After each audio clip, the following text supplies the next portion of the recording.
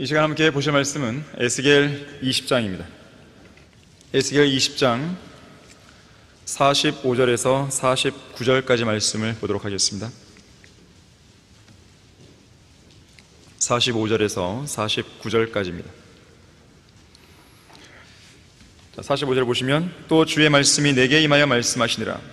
인자야, 내 얼굴을 남쪽으로 향하여 두고 내 말을 남쪽을 향하여 들리게 하며 남쪽 들판의 살림에 대하여 예언하여 남쪽의 살림에게 말하기를, 주의 말씀을 들으라. 주 하나님이 이같이 말하노라. 보라, 내가 뇌 안에 불을 붙이리니 그러면 그 불이 뇌 안에 있는 모든 푸른 나무와 모든 마른 나무를 삼킬 것이요, 타오르는 불꽃은 꺼지지 않을 것이며 남쪽으로부터 북쪽에 이르는 모든 얼굴이 그 안에서 태워지리라. 모든 육체는 나 주가 그것에 불 붙인 것을 보리니 그것이 꺼지지 아니하리라 하라.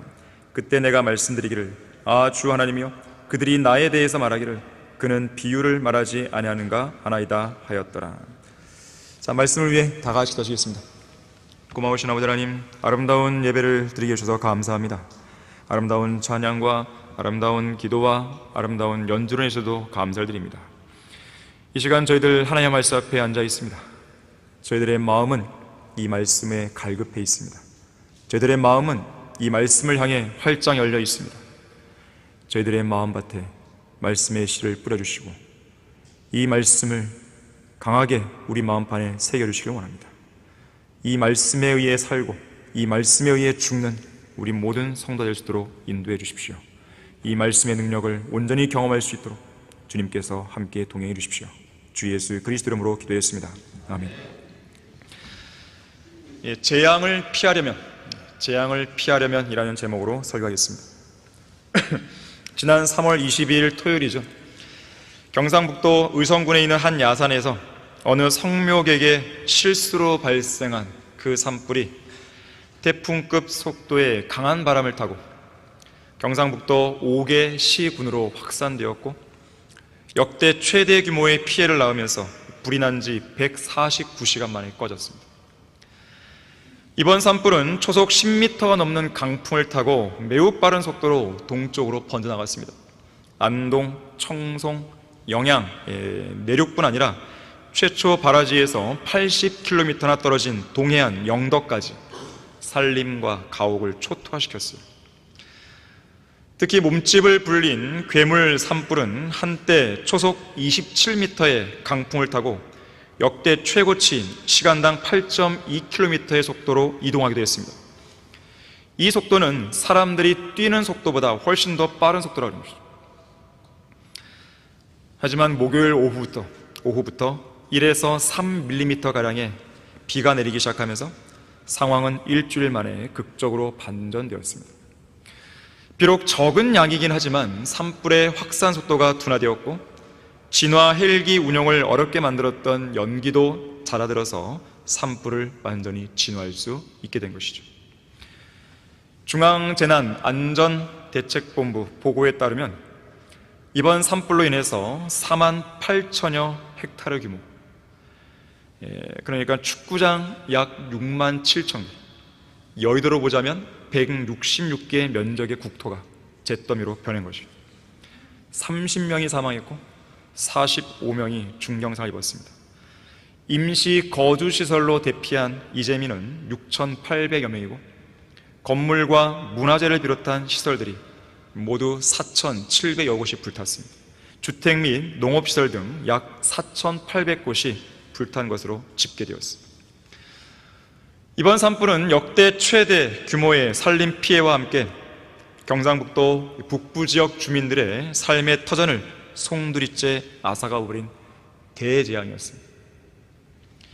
산불은 재앙입니다. 산불 진화를 위해 투입된 많은 인력과 소방장비 그리고 쉴 새 없이 뿌려대는 진화용 헬기의 살수 작업에도 불구하고 이 화염은 마치 그것을 비웃게 하다듯이 인간의 노력과 장비의 효용을 무색하게 만들었습니다. 불은 무섭죠. 화재가 나면 그 불이 휩쓸고 간 자리에는 아무것도 남지 않습니다. 저도 과거에 있었던 그 회사의 그 물류센터가 불이 난 적이 있었는데 그 밑에 이제 이 소방관 한 명이 실종돼 갖고 그 시신을 찾으려고 내려갔던 적이 있었어요. 두 가지를 느꼈는데 아무것도 안 남는다는 것이고, 그리고 아무것도 안 보인다는 뜻이. 아무것도 안 보여요. 딱 들어가니까. 그야말로 이 랜턴 하나가 있는데 그 랜턴이 비춰지는 뭐 1m도 안 돼. 1m 정도 거리가 될까요? 거기만 살짝 이거 비치는 거예요. 그야말로 감으로 가서 이제 찾은 거거든요. 아무것도 안 남습니다. 한번 불타면. 그래서 사람들은 이 불의 무서운 힘을 가리켜서 화마라죠. 화마. 불의 마귀란 거죠. 이렇게 부릅니다. 인간의 사소한 부주의는 많은 죽음과 엄청난 재산 손실을 가져왔습니다. 아름다운 사냐에는 흉측한 폐허만 남겼죠. 화마가 남긴 재앙은 전쟁이 남긴 파괴처럼 잔인하고 이 땅 중심에 있는 지옥불만큼 매우 두렵습니다. 산불의 확산 속도가 워낙 빨라서요, 의성에서 영덕까지 이르는 7번 국도를 통해서 마을을 빠져나가 있던 차량들은 비처럼 떨어지는 불덩이와 양쪽 가드레일을 넘나드는 불길 속을 뚫고 지나가야 했어요. 당시의 긴박한 상황에 대해서 영덕읍에 살고 있는 한 주민이 이렇게 설명합니다. 차량들이 꽉 막혀있는 사이로 불덩이가 비처럼 날아들어 자동차에 불이 붙었고 운전자들은 불붙은 차에서 간신히 빠져나왔는데 정말 이제 아비규환이었습니다. 바람, 물, 불, 이런 것들은 인간의 손으로 통제할 수 없는 것들이에요. 태풍이 와보세요. 홍수가 나보세요. 산불이 발생해보세요. 인간은 어떻게 손 쓸 방법이 없어요. 그야말로 속수무책입니다. 그저 태풍이 빨리 지나가기만을 바라죠. 그저 홍수로 인해서 피해가 최소화되기를 바랄 뿐이죠. 아니면 산불을 끌 수 있는 그 비가 하늘에서 내려오기를 바랄 뿐이에요. 대재앙 앞에서 아무 일도 할 수 없는 나약한 인간들이 자랑하지 말아야 하는 이유가 바로 여기에 있습니다. 잠언 27장 1절에서는 너는 내 일을 자랑하지 말라. 하루 동안에 무슨 일이 일어나는지 내가 알 수 없습니다. 예레미야 9장 23절에서는 주가 이같이 말하노니 현명한 자는 자기 지혜를 자랑하지 말며 용사는 자기 힘을 자랑하지 말고 부자는 자기의 부를 자랑하지 말라. 이번 산불을 끄기 위해서 과학이 무슨 일을 했죠? 비가 오지 않았으면 계속 탔을 거예요. 만물을 창조하시고 보존하실 뿐 아니라 완전히 멸하실 수도 있는 하나님만이 바다의 폭풍과 파도를 잠재울 수 있고 지진과 홍수를 멈출 수 있고 가뭄과 기근을 끝낼 수 있고 태풍을 막고 산불을 끝장낼 수 있는 것이죠. 그렇기 때문에 누가 자랑을 하려고 한다면 하나님만을 자랑해야 돼요. 하나님만을 찬양하고 하나님만을 드높여야 됩니다. 시편 105편 3절에서는 너희는 그의 거룩한 이름을 자랑하라. 주를 구하는 자들의 마음이 즐거울지어다 그랬어요. 예레미야 9장 24절도 그러나 자랑하는 자는 이것을 자랑할지니 그가 깨달아 나를 알아서 내가 이 땅에서 자애와 공의와 의를 행사하는 주임을 아는 것이라. 이는 내가 이 일들을 기뻐함이라. 주가 말하노라. 하나님의 자애, 하나님의 공의, 의를 행하시는 하나님의 모습, 자, 이것을 아는 것이 중요해요. 자, 그렇게 하는 것만이 대재앙을 막는 길이고, 그렇게 하는 것만이 대재앙에서 피할 수 있는 방법이고, 그렇게 해야 대재앙 가운데서도 보호받을 수 있는 것이에요. 재앙을 통해서 교훈을 배우라. 첫 번째로, 모든 피조물은 창조주 하나님을 두려워해야 됩니다. 왜 그렇습니까? 재앙은 오직 창조주 하나님만이 멈출 수 있기 때문에 그런 것이에요. 이성호 목사님은 어떤 설교에서 이렇게 설교했어요. 누가 악인입니까? 하나님을 두려워할 줄 모르는 무신론자들, 진화론자들, 공산주의자들, 그리고 우상 숭배자들이 악인들입니다. 시편 97편 7절에서는 조각한 형상들을 섬기는 자들은 모두 낭패를 당하리니 이는 그들이 우상들을 자랑함이라. 너희 모든 신들아 그분을 경배하라고 말씀하십니다. 이렇게 설교했어요. 이번 산불로 인해서요, 절, 암자, 암자는 이제 절에 딸린 어떤 공간을 말하는 것이에요. 불상들이 많은 피해를 입었습니다. 특히 의성에 위치한 천년 고찰로 알려진 고운사가 잿더미로 변했어요. 천년 고찰, 오래된 고찰이죠. 잿더미로 변했어요. 아무것도 안 남았습니다. 지난 금요일 이곳 현장을 방문한 성파라는 중은 대재앙이 남긴 참혹한 상흔 앞에서 이렇게 말했어요. 이번 화재로 인해 참혹한 피해를 입었고 우리는 잃어버린 것이 많습니다. 다만 우리가 얻어야 할 게 있다면 잘 들으세요.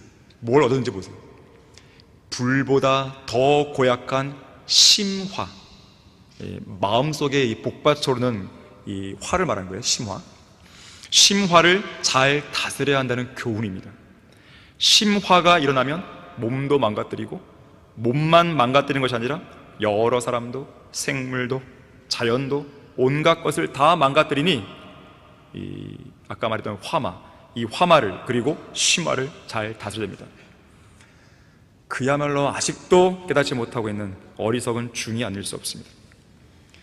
자, 그들이 믿는 신은 이번 산불에서 아무것도 할 수 없었어요. 초속 10m로 불어오는 바람을 잠잠하게 할 수 없었습니다. 고운사를 삼켜버린 천년고찰, 고운사를 삼켜버린 화마를 막을 수 없었어요. 하늘에서 비를 내려 그들의 절과 암자를 불 속에서 건져낼 수도 없었습니다. 왜냐하면 그들이 믿고 섬기는 신은 신이 아니기 때문에 그렇죠. 그들의 신은 입이 있어도 말하지 못하며 눈이 있어도 보지 못하고 귀가 있어도 듣지 못하며 코가 있어도 냄새 맡지 못하고 손이 있어도 만지지 못하며 발이 있어도 걷지 못하고 목구멍을 통하여 말하지도 못하는 거예요. 시편 115편 5절에서 7절까지 말씀이죠. 자, 거센 불길을 막는 것은 고사하고 자기 혼자 그 불길을 피해 어딘가로 도망가지도 못합니다. 그래서 중들은 자기들이 그 앞에서 절하고 숭배하는 불상들을 불길을 피해서 안전한 곳으로 옮겨줘야 할 판이에요. 그들의 신은. 자, 이렇게 어리석은 사람이 또 있겠어요. 그들은 이번 재앙을 통해 속수무책으로 당할 수밖에 없는 자기들의 신들의 무기력함을 절실히 깨닫고 창조주 하나님께로 돌아가야 한다고 그렇게 말했어야 되는데 화마보다 더 고약한 심화를 조심해야 한다더니 정말 아무 쓸데도 없는 객소리나 늘어놓고 있는 것이죠. 자, 구원이 없는 종교는 쓰레기에 불과합니다. 자, 한편 산불이라는 대재앙 앞에서 사람들은 하늘만 쳐다봤어요. 비가 오기를 기다린 거죠. 의성에서 딱 비가 내리니까 사람들은 환호한 거예요. 환호. 천둥번개가 치면 환호하는 것입니다. 그런데 10분만 딱 그쳐버렸어요. 비가. 또 막 실망하죠. 이 땅에 비는 누가 내려주시는 거예요 도대체? 위대하신 창조주 하나님이시죠. 시편 135편 7절에서는 창조주 하나님께서 땅 끝들로부터 수증기를 올라오게 하시며 비를 위하여 번개들을 만드시고 그의 보고들로부터 바람을 가져온다고 말씀하십니다. 시편 147편 8절에서도 구름들로 하늘을 덮으시며 땅을 위하여 비를 예비하시고 산들 위에 풀을 자라게 한다 그랬어요. 욥기 37장 12절에서는 구름은 그분의 계획에 따라 돌아다니니 이는 그것들로 그분이 명령하신 것은 무엇이나 땅에 있는 세상의 표면에서 이루게 하려 함이라 그랬어요. 바람의 방향을 바꾸시고 바람의 세기와 완급을 조절하시는 분, 그리고 비구름을 올라오게 하시고 한랭전선과 온난전선을 이동시키셔서 이 땅에 비를 내리게 하시고 산불의 확산을 저지하시는 분은 창조주 하나님이십니다. 만물을 붙들고 계신 하나님께서 그분의 위대한 말씀으로 하늘의 구름들을 호령하실 때 그분의 계획에 따라 돌아다니는 하늘의 구름들은 그분의 명령을 이 땅에서 완벽하게 수행하는 것이죠. 주님께서는 하늘 아래로 음성을 보내셔서 땅 끝까지 번개를 보내시는가 하면 그분의 탁월하심과 능력을 드러내시기 위해 천둥이 치게 하시고 또한 회오리 바람과 폭풍으로 그분의 심판을 이행하도록 하시는가 하면 미세먼지, 초미세먼지, 눈, 서리, 안개, 우박 그리고 비에게 명령하셔서 이 땅 위에 잠깐 동안 있게 하시거나 오랫동안 머물게 하시는 거예요. 이번에도 비구름이 제주도 지역에 머물러 있었습니다. 기상캐스터가 말하는 거죠. 그 그 비구름이 좀 올라오면 좋겠다는 거죠. 결국 올라왔어요. 목요일에서 금요일 넘어가는 그 자정 무렵 비가 내린 거지. 많은 게 아니더라도 산불을 확산시킬 수 있는 그걸 막아내 준 것이. 그러면 사람들은 감사했을까요? 하나님은 감사하면 됐을까요? 안 했죠. 그러니까 재앙이 끝나지 않는 거예요. 감사할 줄 모르니까요. 비가 온 것만 생각하죠. 그 비를 보내주신 분이 누군지는 전혀 관심이 없습니다. 자정 무렵에 1에서 3mm가량 내린 비는 하나님께서 내리신 피예요. 금요일 오후에는요 4시, 5시경에 영양의 굵은 비추가 내렸습니다. 하나님이 주신 비입니다. 그것으로 영양은 불이 꺼진 거예요. 완전히 진화가 완료된 것이에요 그때. 자, 이처럼 산불이라는 대재앙 앞에서 인간들이 반드시 얻어야 할 교훈 한 가지는 개인의 생사화복부터 한 나라의 흥망성쇠에 이르기까지 인류의 모든 역사를 주관하시는 분, 그리고 미생물의 생태에서부터 태양과 지구와 별들의 운행에 이르기까지 생태계의 먹이사슬과 우주의 모든 구성 요소들을 주관하시는 분, 바로 그분은 창조주 하나님이시라는 사실을 깨달아야 되는 것이에요. 과학자들이나 기상학자들이나 지진학자들이나 그들이 무엇이라고 떠들든 간에 만물이 창조되고 보존되는 근본 원리는 하나님의 말씀에 있습니다. 중력이라는 것이 이 우주를 지탱하는 게 아니에요. 생각해보세요. 그 중력은 누가 주는 거예요? 그 중력은 어디에 있는 거예요? 왜 인력이 작용하는 거예요? 그 인력의 근본 원리는 뭐예요? 도대체 하나님의 말씀이죠. 그 만물을 붙들고 있는 강력한 힘 역시나 하나님의 말씀입니다. 하나님의 말씀으로 온 우주를 창조하신 하나님은 그 동일한 말씀으로 현재의 하늘들과 땅을 붙들고 계신 것이고 중력이 붙드는 게 아니에요.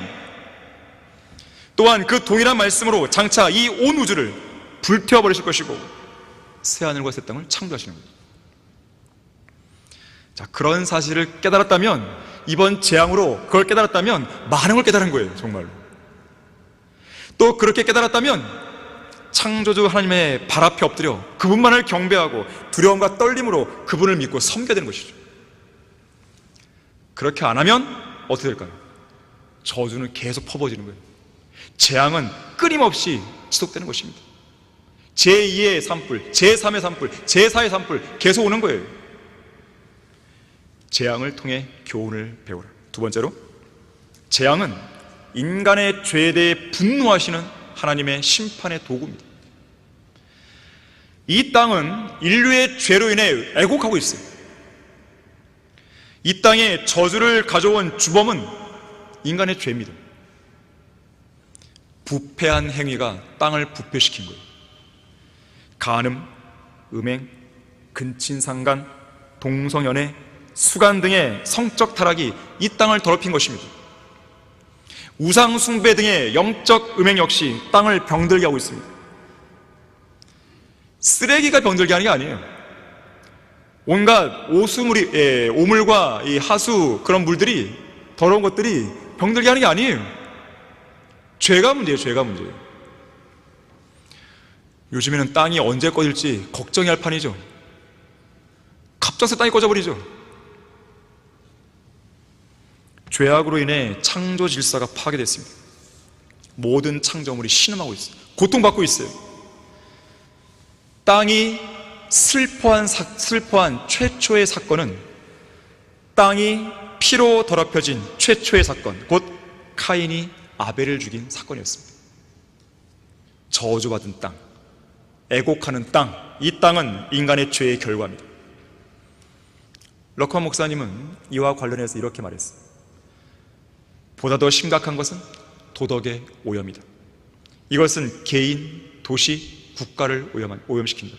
각종 환락과 유희를 전하는 TV 전파를 막지 못하면 쓰레기 버리는 사람이나 집 밖에서 쓰레기 태우는 사람을 나무라는데, 책망하는데 시간을 낭비하지 말라. 저녁 8시에서 11시까지 TV에서 쏟아져 나오는 쓰레기 양은 지난 5년 동안 태운 쓰레기 양보다 훨씬 더 많다는 것을 알아야 한다 그랬어요. 그러한 죄에 대한 심판으로 자연재해를 위시한 재앙들이 내려지는 것이에요.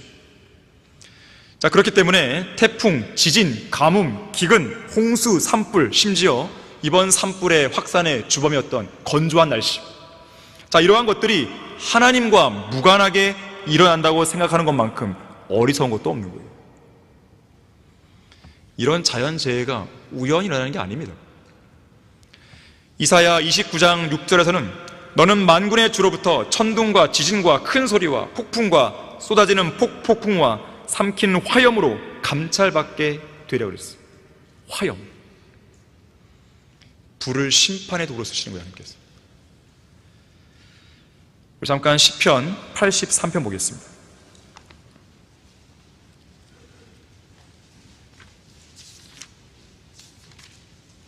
시편 83편 13절에서 15절을 보시면, 오 나의 하나님이여 그들로 바퀴 같게 하시며 바람 앞에 검불처럼 되게 하소서. 살림을 사르는 불과 같이 산에 붙는 화염같이 그렇게 주의 광풍으로 그들을 쫓으시며 주의 폭풍으로 그들을 두려워하게 하소서. 자, 이것과 완전히 똑같다고 할 수는 없지만 뜨거운 열기로 불길이 치솟는 앞서 말했던 7번 국도, 그 7번 국도를 공포 속에서 지나가야만 했던 차량 운전자들이 경험한 것이 바로 이런 것이었어요. 무섭죠. 시편 105편 32절에서는 주께서 그들의 토지에 화염을 내리셨다고 말씀합니다. 또 시편 106편 18절에서는 불이 그 무리 가운데 붙어서 화염이 악인들을 살라도다라고 말씀하고 있어요.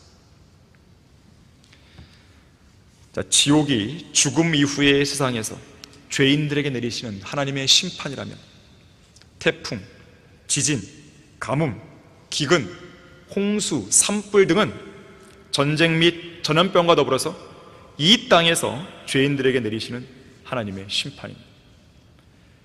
멕시코, 남아메리카, 스페인, 이탈리아, 필리핀, 인도 등의 국가들이 전염병, 가난, 지진, 홍수, 내전 등으로 계속해서 고통받고 있는 이유가 바로 여기에 있어요.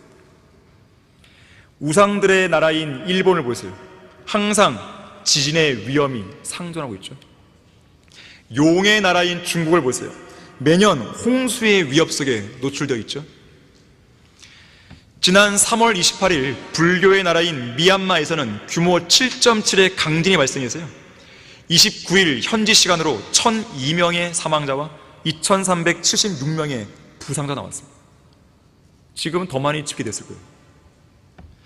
또한 파키스탄, 이란, 이라크, 모로코, 아프가니스탄 등의 이슬람교 나라들이나 아르헨티나, 브라질, 칠레 등의 카톨릭 나라들, 그리고 북한 같은 공산주의 국가들 역시 재앙이 끊임없이 일어납니다. 인류 역사상 최악의 대기근은 1958년에서 1960년 사이에 중국에서 일어났습니다. 인류 역사상 최악의 대기근, 최악의 대기근. 이 대기근이 여러 개 있는데 최악의 대기근, 그러니까 1위하고 2위가 다 중국이에요. 어리석은 중국 공산당 지도자들의 대약진 운동이라는 경제 성장 정책의 실패가 가장 큰 원인이었고요. 여기에 홍수와 가뭄까지 겹쳐서 그것으로 인해서 당시에 발생했던 기근 때문에 4,300만 명의 중국인들이 사망했습니다. 우리나라로 보자면 거의 대다수 죽어버린 것이죠. 5천만 국민들 중에서 한 나라가 그냥 없애버린 거예요. 1994년에서 1998년 사이 북한에서는요 어리석고 무지한 김정일의 광기 어린 정책과 집중 호우로 인해 발생한 기근 때문에 300만 명의 북한 주민들이 죽었습니다. 당시에 어린이 사망률이 1,000명당 93명이 꼴이었어요. 임산부의 사망률은 산모 1,000명당 41명으로 증가했다고 해요. 이런 사실들과 관련해서 출애굽기 20장 4절과 5절에서는 이렇게 말씀해요. 한번 찾아보겠습니다. 출애굽기 20장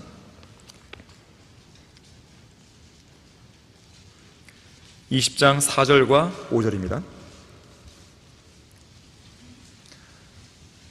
이 땅에 일어나는 그런 자연재해나 재앙들은 바로 여기에서 기인하는 거예요. 결국에는 너는 어떤 색인 형상도 내게 만들지 말고 또한 위로 하늘에 있는 것이나 아래로 땅에 있는 것이나 땅 아래 물에 있는 것에 어떤 모습이든지 만들지 말며 너는 그것들에게 절하지 말고 그것들을 섬기지 말지니라. 이는 나 주 너의 하나님은 질투하는 하나님이니 나를 미워하는 자들의 3세대까지 그 조상들의 죄악을 그 자손들에게 미치게 하고 그랬어요. 무시무시한 경고예요. 언젠가 이성 목사님은 이렇게 설교한 적이 있었습니다. 재앙에는 지진, 홍수, 가뭄, 해충, 산불, 전염병, 전쟁 등이 있습니다. 가뭄으로 인해 타격을 입는 곡식들은 주로 밀, 보리, 옥수수인데 이 곡식들은 술을 만드는 재료입니다. 우리나라의 소주 회사 진로가 망했습니다. 망할 이유가 하나도 없지만 수많은 사람들을 알코올 중독자로 만든 죄 때문일 것입니다. 하나님께서는 인간들이 하나님을 알고 섬기기를 원하는데 인간들은 부도덕하게 살기 위해 하나님을 거역하고 있습니다. 산불 같은 재앙은 이 땅에서 인류의 죄에 대한 하나님의 심판이자 저주이며 그분의 분노와 진노의 표시라는 것을 기억해야 돼요. 그걸 깨닫고 하나님께로 돌아오라는 것이죠. 시편 7편 11절에서는 하나님께서 악인에게 매일 분노한다 그랬어요. 매일 분노하는 거예요. 매일 분노. 그래서 매일같이 이 땅 전역에는요 재앙이 끊이지 않는 거예요. 전 세계적으로. 하나님은 죄로 가득한 이 땅에 대해 매일 분노하십니다. 코로나19 팬데믹을 통해 경험했잖아요. 매일같이 분노하시는 거예요. 이런 사실을 깨닫지 못하면 인류는 전 세계적인 재앙에서 빠져나올 수 없습니다. 또한 이러한 재앙은 계속될 수밖에 없어요. 전도서 9장 12절에서는 재앙이 갑자기 그들에게 닥치면 재앙의 때에 덫에 걸린다고 했습니다. 그래서 죄 많은 인류는 결국 회개하지 않은 채 전무후무한 대환란을 겪게 되는 거예요. 또한 예수 그리스도의 재림 때에는 아마겟돈 전쟁을 위시해서 엄청난 재앙을 경험합니다. 특히 하나님께서는 예수 그리스도 재림 때 이스라엘과 이스라엘 주변 지역으로 불을 보내겠다 그랬어요. 불을 보내는 거예요. 그야말로 화염 방사기로 거의 막 휩쓸어 다니시는 거예요. 하나님께서 무시무시한 산불이 되고요. 재앙을 통해 교훈을 배우라. 세 번째로 혼과 몸을, 자, 혼만이 아닙니다. 혼과 몸을 모두 지옥에서 멸하실 수 있는 하나님을 두려워해야 되는 것이죠. 자, 마태복음 10장 28절 보겠습니다. 혼과 몸을 모두 지옥에서 멸할 수 있는 하나님을 두려워야 됩니다. 자, 마태복음 10장 28절이에요. 또 너희는 몸은 죽여도 혼은 죽일 수 없는 자들을 두려워하지 말고. 중세 암흑시대의 순교자들의 모습이 그랬죠. 몸은 죽잖아요. 하지만 혼은 죽일 수 없는 거예요, 그들이. 오히려 혼과 몸을 모두 지옥에서 멸하실 수 있는 그분을 두려워하라. 2013년 6월입니다. 애리조나주 야넬힐이라는 곳에서 대형 산불이 발생했어요. 당시에 이 핫샷, 명칭이 핫샷인데 핫샷이라고 해서 이 산불 발생 초기 단계에 방어선을 구축하는 최정예 엘리트 소방관들 말합니다. 당시 대형 산불 났을 때 초기 진압을 위해서 이 소방관 19명이 가장 먼저 투입되었어요. 하지만 안타깝게도 갑작스럽게 방향을 바꾼 강풍을 타고 덮친 초대형 산불에 전원이 갇혀버렸어요. 그리고 모두 다 죽었습니다. 산은요 일반 평야와 달라요. 평야에서 불나는 거하고 산에서 불나는 건 차원이 다릅니다. 산은 경사가 져 있잖아요. 바람이 변화무쌍합니다. 이번 경상북도에 발생한 산불도 마찬가지였어요. 수시로 바람의 방이 바뀌는 거예요. 서풍이 불었다가 남풍이 불었다가 북서풍이 불었다가 왔다 갔다 막 하는 거예요. 그래서 이 불의 피해가 커진 거예요. 좀처럼 바람의 방향을 종잡을 수가 없습니다. 특히나 불이 번지는 속도가 평지와는 비교할 수 없을 정도로 빨라요. 산불은 대개 아래쪽에서 정상으로 향하는 경향이 있습니다. 하지만 바람의 방향이 급변하거나 회오리 바람이 불게 되면 예측이 불가해서 굉장히 위험해집니다. 왜냐하면 이 비화라 그래서 날아다니는 어떤 불덩이에요. 불타고 있는 물질에서 이리저리 막 튀어나오는 거예요. 불덩이가 튀어나와서 이 산에서 저 산으로 막 날아가는 겁니다. 이러한 비화가 이번에도 그랬지만 1-2km 떨어진 거리까지 날아가는 거예요. 웬만한 강을 넘어버리는 거죠. 한편 이 산불을 진압하다가 이 퇴로가 막힐 경우가 있잖아요. 앞에는 불이 있고 뒤에는 퇴로가 막히고, 그럴 경우에는 보통 어떻게 하냐면 암석지대처럼 불에 탈 재료가 적은 장소를 찾는 거죠. 바위 같은 거, 바위. 혹은 이미 불타버린 지역으로 대피하는 거죠. 그마저도 여의치 않을 경우에는 땅을 파거나 웅덩이를 찾아 들어가서 위로 산불이 지나가는 것을 기다려야 돼요.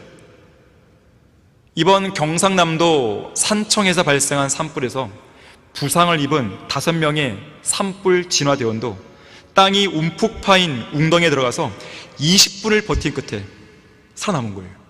근데 그건 기적입니다. 살아남은 게 기적이에요. 왜 그런지 아십니까? 산불이 나면요, 불의 온도가 보통은 500에서 600도입니다. 최대 1300도까지 올라가요. 1300도면 가마에서 이 토기를 굽는 온도예요. 앞서 언급한 야닐힐, 이 산불에서는 역시 소방관들이요, 퇴로가 막히자 웅덩이로 들어간 거예요. 그리고 그 위에다가 알루미늄 소재로 열을 반사하는 방염 텐트를 쳤어요. 하지만 전원 사망한 거예요. 소용이 없는 거예요, 사실은요. 그래서 이 산청 산불의 뜨거운 화염 속에서 20분을 견딘 이 사람들은요, 기적이에요, 기적. 하나님이 살려주신 거예요. 이번 산불과 관련해서 온라인 커뮤니티에 올라온 한 영상을 보니까요, 목숨을 걸고 산불과 사투를 벌이는 소방관들의 모습이 보였습니다. 그리고 화재 현장에 참혹함이 15초 분량으로 담겨 있었어요. 그 영상을 보면 방화복을 입은 소방관 8명이 소방 호스 등의 장비를 챙기던 중에 갑자기 불어닥친 강력한 돌풍에 검은 연기와 불타고 남은 잔해로 보이는 파편이 휘몰아쳤을 때 소방관들이 몸을 웅크리고 거기서 버티는 광경이 목격된 거예요. 이 영상을 본 사람들은 하나같이 지옥 같은 광경이라고 경악을 했습니다. 오늘 설교 본문은 선지자 에스겔이 예수 그리스도의 재림 때 이 땅에 실제로 존재할 문자 그대로의 지옥에 관해 예언하는 내용입니다.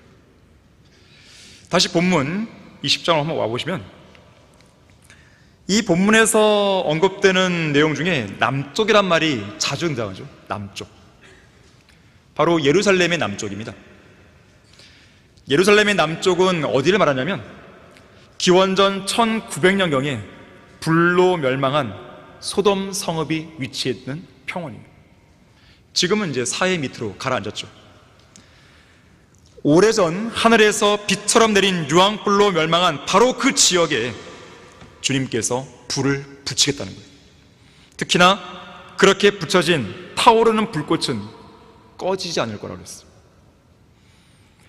이와 관련해서 초림 당시에 예수님께서 마가복음 9장에서 이런 말씀하셨죠.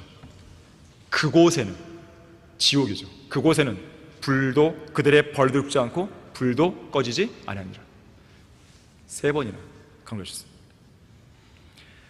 실제로 재림 때 이 땅에 천년 왕국이 세워지면 불이 꺼지지 않는 문자적인 지상 지옥이 예루살렘 남쪽에 실제로 존재하게 됩니다. 이 지역은 소돔과 고모라로 에돔 땅에 속한 곳이기도 해요. 자, 한번 찾아보겠습니다. 이사야 34장입니다.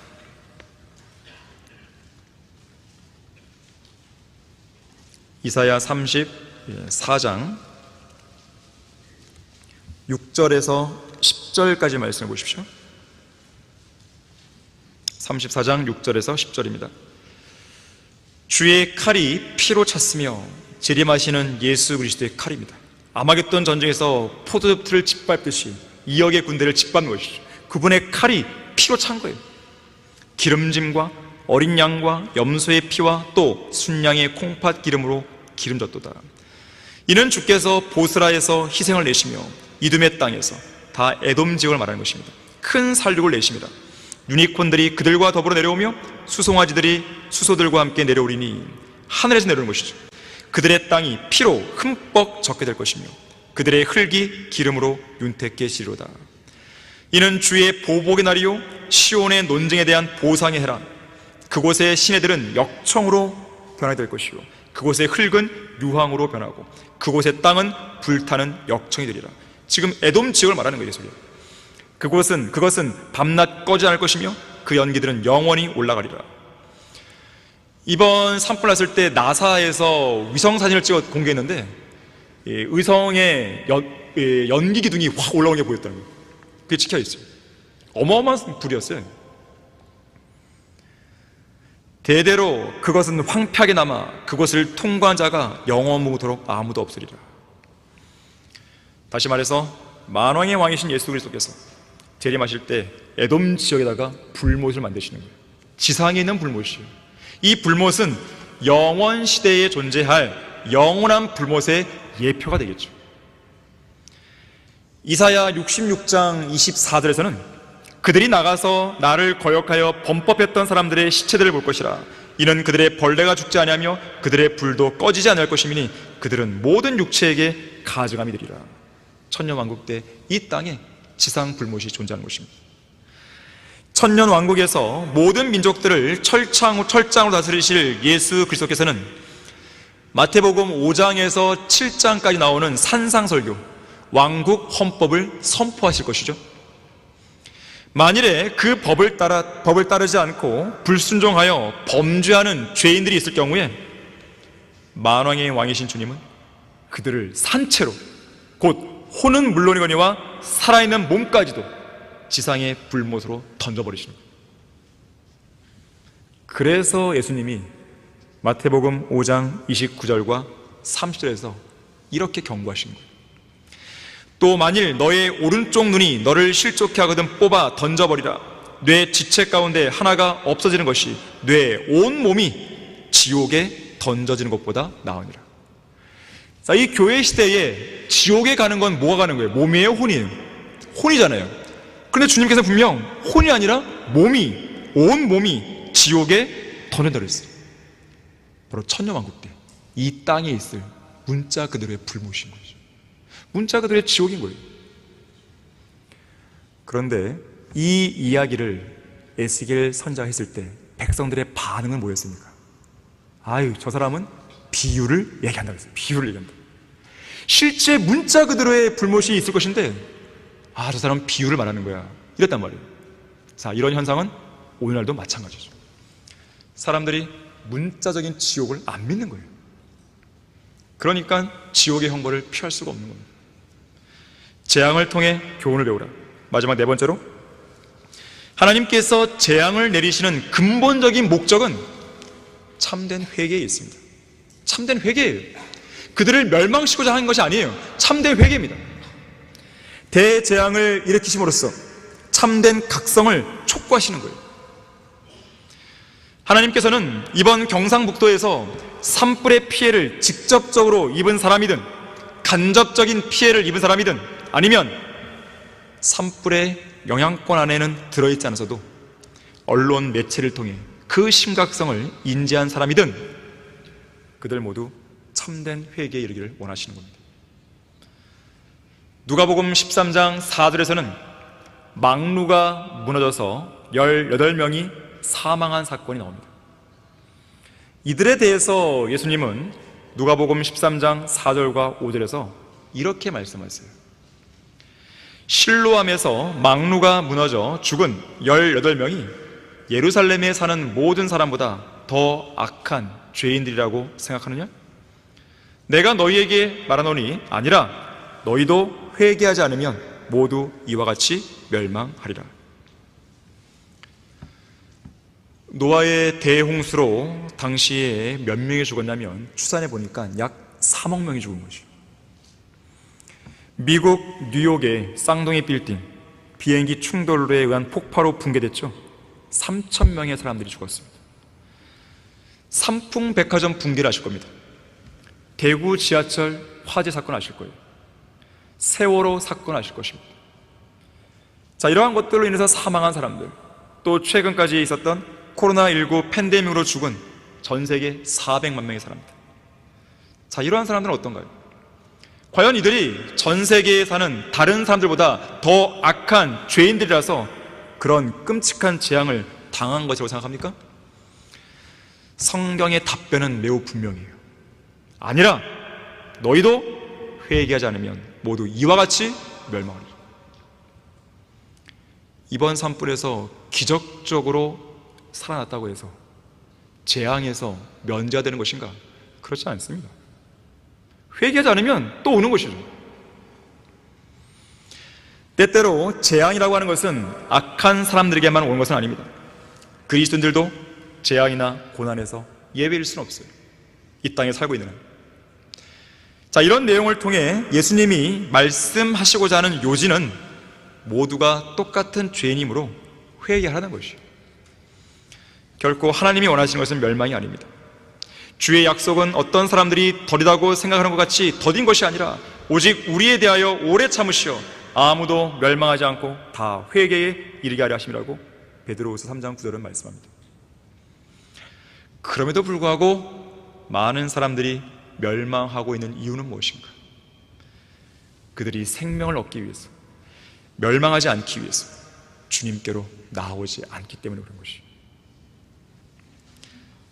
이 러크만 목사님이 추천하는 책들 중 하나인 다윗의 생애의 어느 한 단락에서는요, 전도서 8장 11절의 말씀을 인용하면서 이렇게 쓰고 있습니다.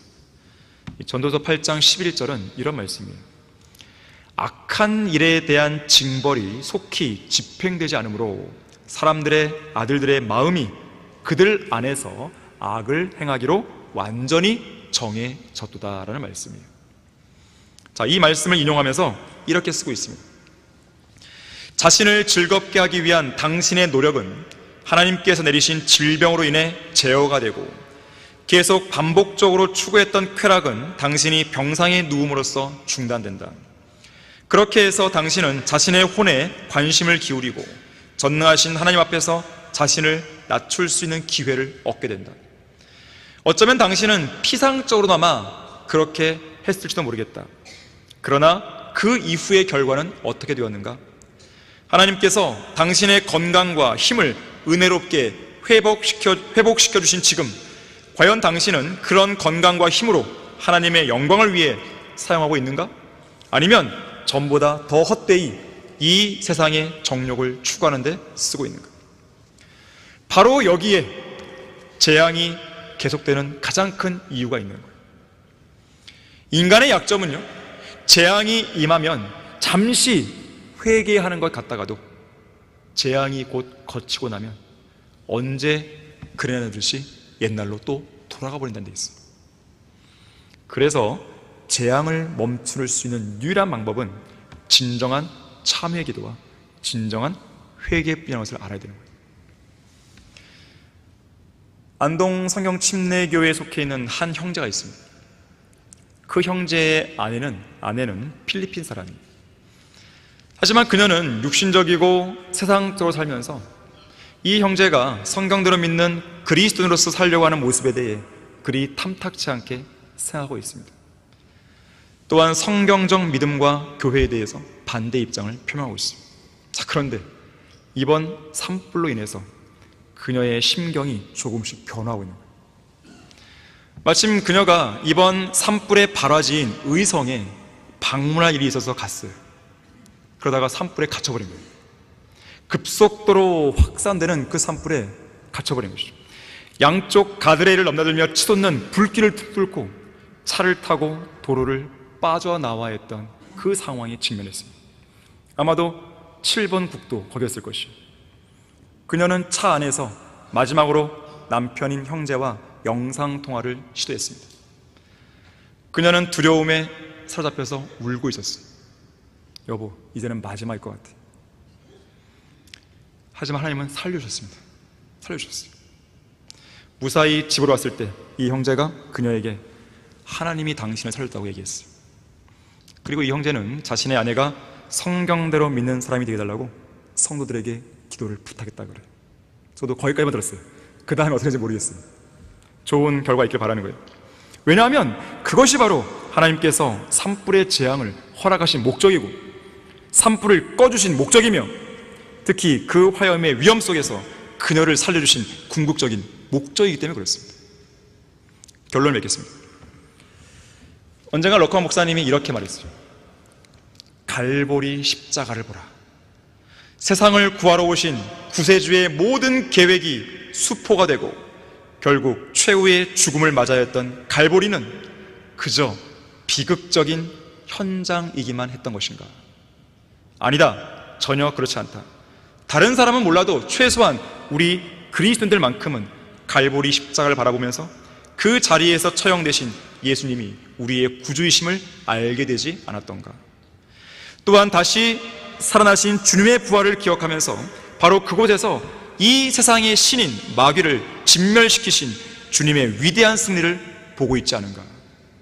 인류를 위해 하나님의 진노를 대신 받으신 예수 그리스도의 죽으심을 통해 우리는 그분만이 부활이요 생명이신 것을 알게 되었고 그분을 믿는 자는 죽어도 살 것이며 또 살아서 그분을 믿는 자는 영원히 죽지 않는다는 사실을 확신하게 되지 않았던가?